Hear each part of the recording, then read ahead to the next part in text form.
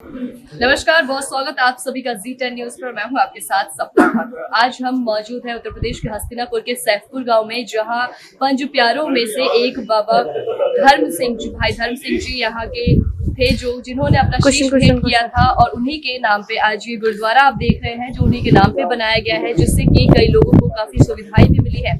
लेकिन खास बात यहाँ पे ये है कि आज इस मौके पे हमारे बीच माइनॉरिटी के चेयरमैन लालपुरा सिंह जी मौजूद है, जिनसे हम बातचीत करेंगे कि आखिर जिनकी विरासत है, जिनके नाम पे गुरुद्वारा बनाया गया है, उनके लिए यहाँ पे क्या किया गया, उनके जो वंशज है उनको किस तरीके की सुविधाएं मिल रही है। तो सर, बहुत स्वागत है आपका। बहुत बहुत शुक्रिया सर, जैसे कि सब जानते हैं कि भाई धर्म सिंह जी के नाम पे ये गुरुद्वारा बना, उनकी याद में बना, क्योंकि जब उनसे शीश की मांग की गई थी लोगों से, तो सबसे पहले जो पंज प्यारे थे वो सामने आए और बाबा धर्म सिंह जी ने शीश भेंट किया धर्म को बचाने के लिए, और उन्हीं के नाम पे गुरुद्वारा भी बनाया गया है। तो सर, आपसे ये जानना चाहती हूँ कि उनके वंशज के लिए क्या काम किया जा रहा है। देखो, कौम को उनका दो काम करने चाहिए। एक तो इज्जत उनको देनी चाहिए, जो हम सारा सिख संसार उनकी इज्जत करते। दूसरा, वो धर्म प्रचार में आगे बढ़े, शिव के नाम बैठे।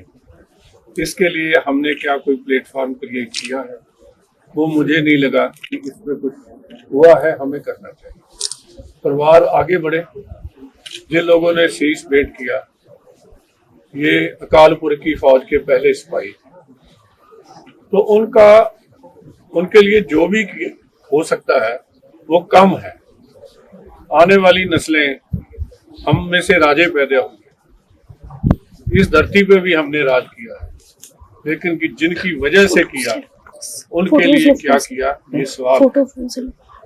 सर, अभी सुनने को मिला था कि कुछ जो पाकिस्तान से कुछ फैमिलीज आई हैं, काफी संख्या में यहाँ पे लोग आए हुए हैं, जिनको रहने के लिए एक पक्की जमीन नहीं मिल पा रही है, उन्हें किसी तरीके की सुविधा नहीं मिल पा रही है। तो उसके लिए, और साथ ही उन्हें पक्की जमीन दी जाए, रहने का कोई ठिकाना दी जाए, इसके लिए क्या काम करिए सरकार। देखो, जो लोग पाकिस्तान से आए थे और जिनको वहाँ की जमीन के बदले में जमीन मिली है, उनकी तो कहीं कोई समस्या नहीं। कुछ लोग आके बहुत देर पहले, आज नहीं, 60, 65, 70 साल पहले आ गए, और उनको ये मालूम ही नहीं था कि ये जमीन किसकी है।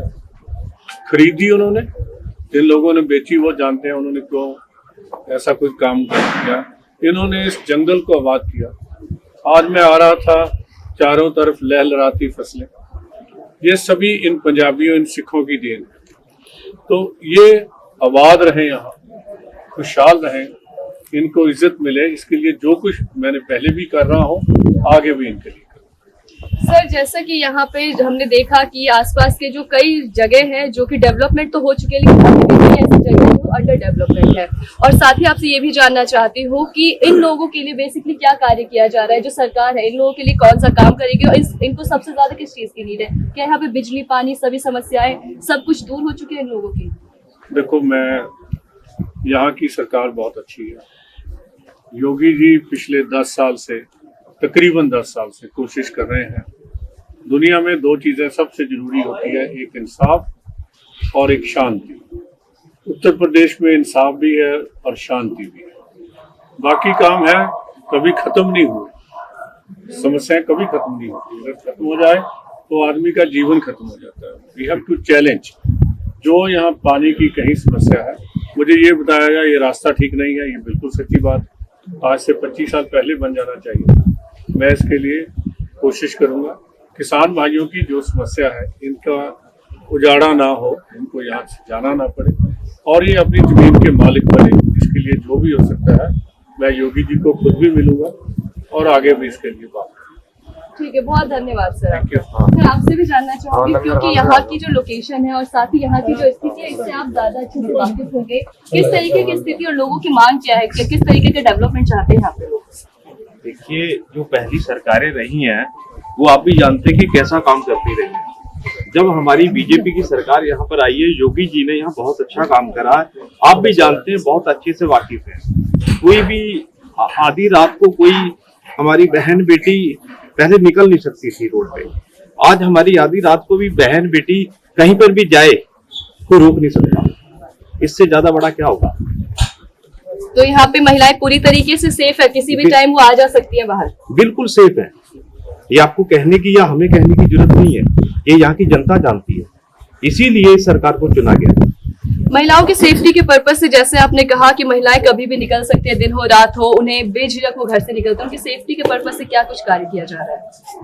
देखिए, सरकारें जो पहले रही हैं 20 साल या 30 साल पहले रही हैं, आज नई सरकारें जो बीजेपी की आई है, नई सरकार जब आई है तो वो अपने जो उनके पास प्रॉब्लम्स एक महिला जाके लेके जाएगी तो उसका समाधान होगा ना। आज किसानों की कोई समाधान, उसका भी समाधान हो रहा है। आप रोड देखिए, आप पहले आज से 5 साल पहले के रोड देखिए कैसे रोड थे, आज रोड देखिए यूपी के कैसे रोड है। क्योंकि कहने की जरूरत नहीं है, हम नहीं दिखा रहे, ये दिख रहा।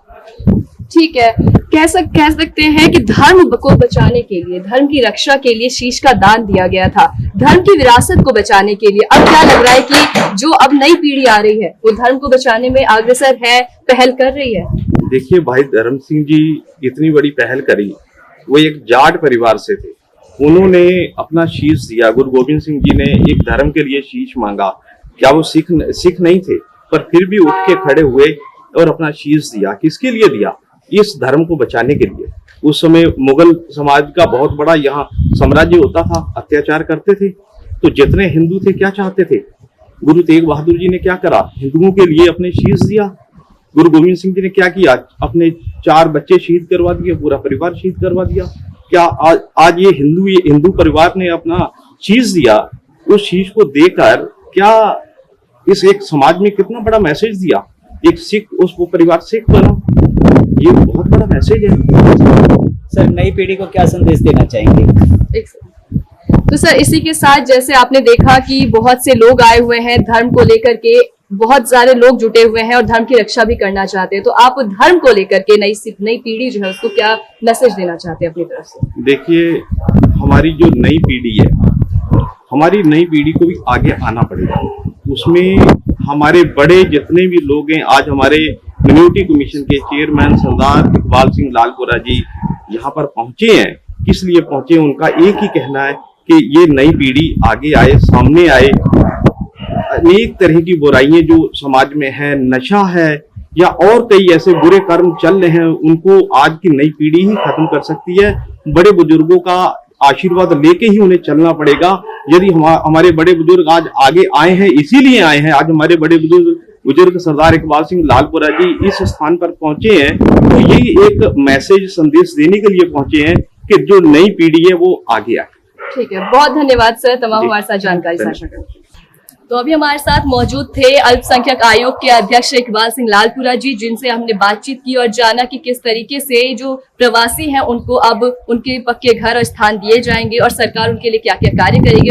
और इसी के साथ हमारे साथ डॉक्टर जसवीर सिंह बाटला जी थे, जो कि कृषि मंत्रालय भारत सरकार से कार्य कर रहे हैं। उन्होंने बातचीत की धर्म को लेकर के कि आजकल की जो जनरेशन है उसमें धर्म को लेकर के किस तरीके से उन्हें आगे आना चाहिए और साथ ही लोगों के लिए जो अब मूलभूत सुविधाएं हैं वो कैसे उन्हें प्रोवाइड करवाना चाहिए।